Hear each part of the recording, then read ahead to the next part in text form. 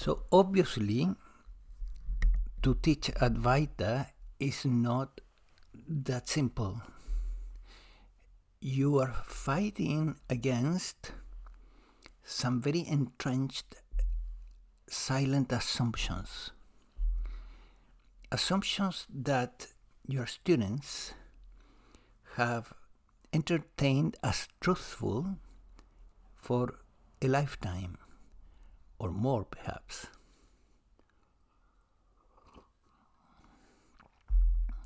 That there is a separate consciousness here in this mind-body system or in yours is usually a silent assumption that during an incarnation we may not even question once. Is that silent? See, cognitive psychology has a term for subconscious ideas or thoughts, and it's silent assumptions. I love that term. It's much better than the subconscious mind and all that thing. So these are silent assumptions that are creating illusions, and heavy illusions, and producing suffering. So when you teach Advaita, you are fighting against these silent assumptions, trying to help people to see those assumptions, see through them, and wake up to what they are really and not what they believe to be.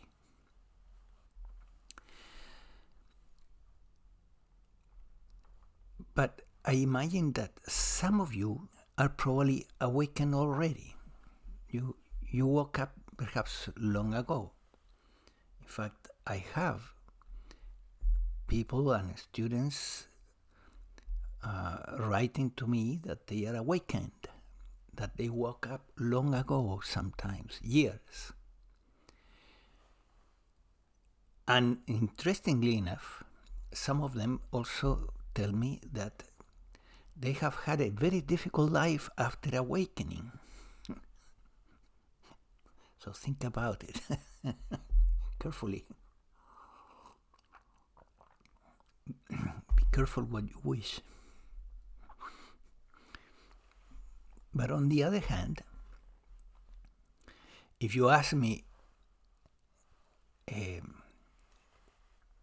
how much money would cost to buy my awakening so that I go back to the state prior to awakening, if you give me a certain amount of money, and I would say no amount would buy that, impossible. Even billions of dollars there would be no interest. So awakening is extremely valuable. It's a paradox, right? Now,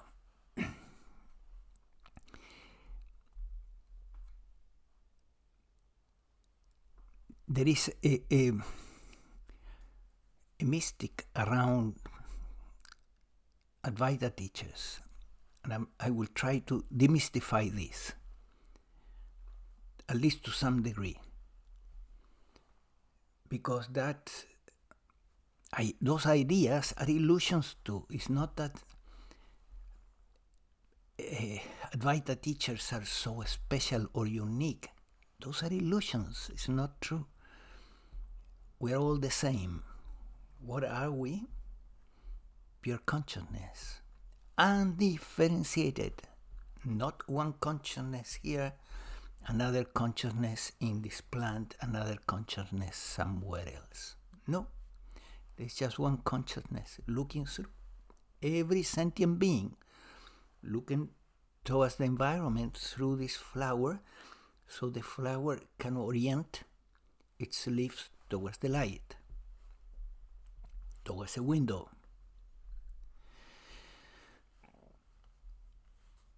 So we need to demystify these ideas that we have about Advaita teachers. They are not perfect,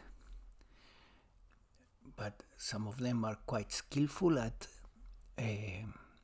teaching this subject. And they would probably be quite skillful at teaching anything, because teaching is a skill. And it's a skill that, according to transpersonal psychology and to the studies that were done by Michael Newton, a psychologist, about the life between lives, being a teacher or an educator is a soul profession, a soul specialty. Some souls, after a long journey, every soul, after a long journey and after some evolution, they become specialized in, and there are different specialties of the soul. The specialization happens in the other side, not here. Here you come to align yourself with your vocation or specialty of the soul, not to invent or create your vocation. It's a discovery of something that was there the minute you enter into this world. Before that. So teaching is a soul vocation.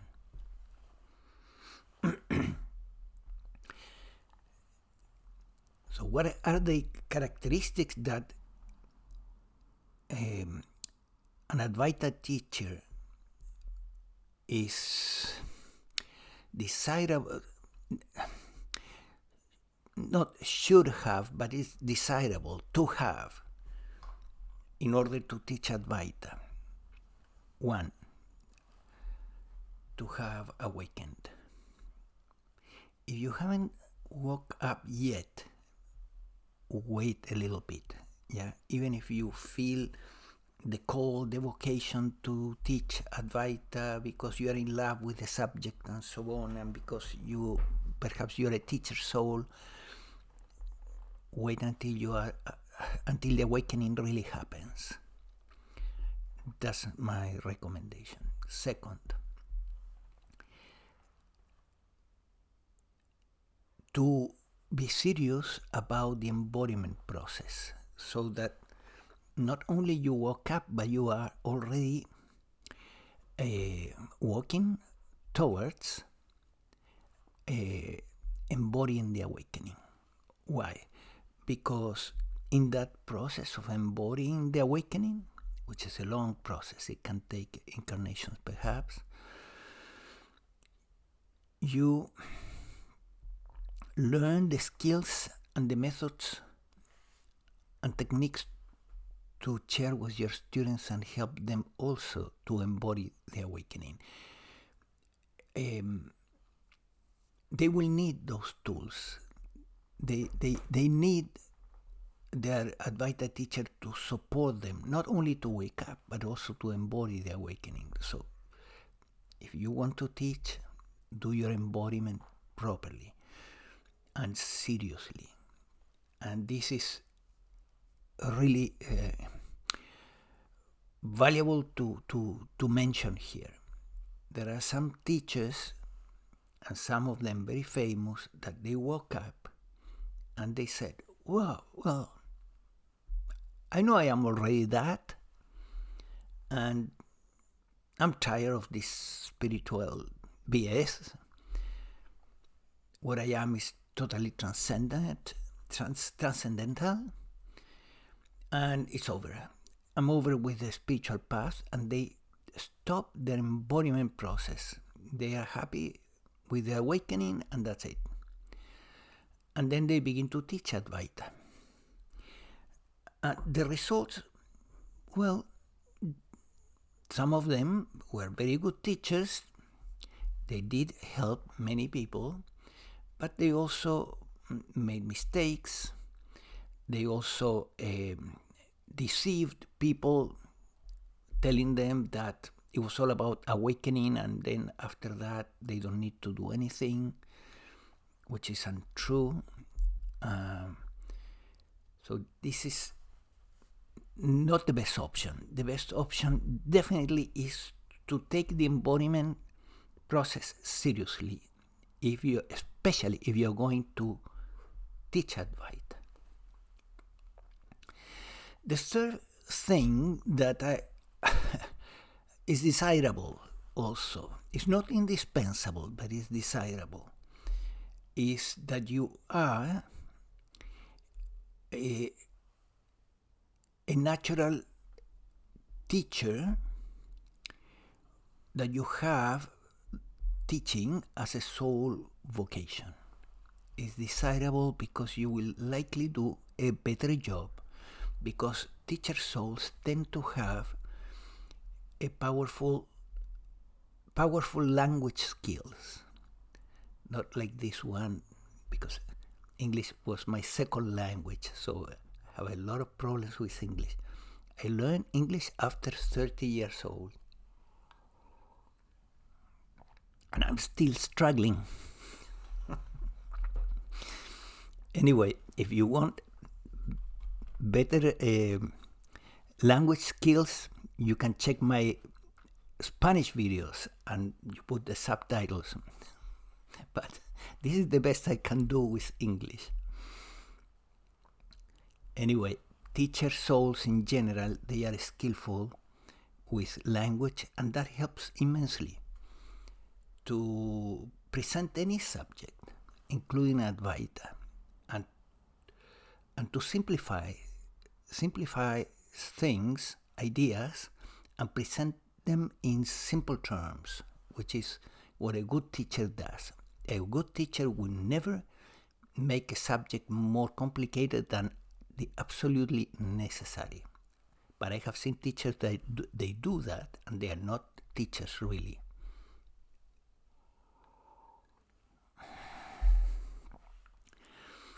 The fourth characteristic that is desirable is to have the desire to serve.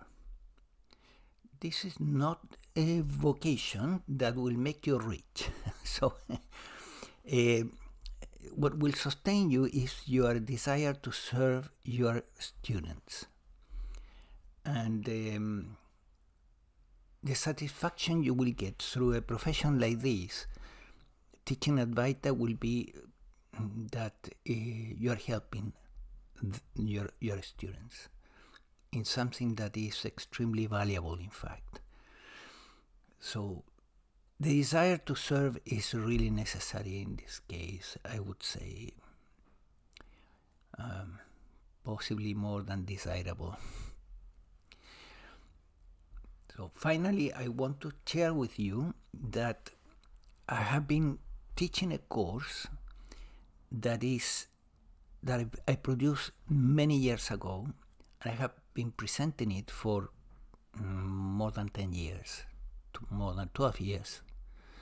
And this course is on psychology of consciousness with emphasis in non-duality, and is geared around helping people that have awakened ideally to embody their awakening and also learn how to teach Advaita.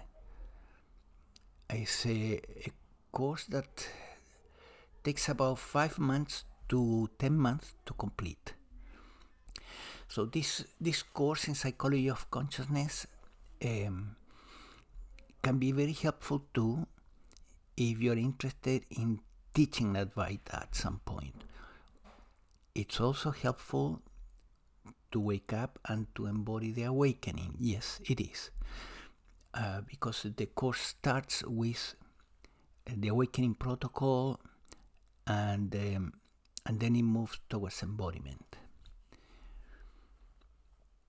So you can check this course and the content in following a link that I will leave at the end of the description of this video. If you're interested in teaching Advaita, I would recommend it. It's not expensive considering what you will get. And as far as I know, there is no other course like this. Okay, so take care and see you soon. Bye.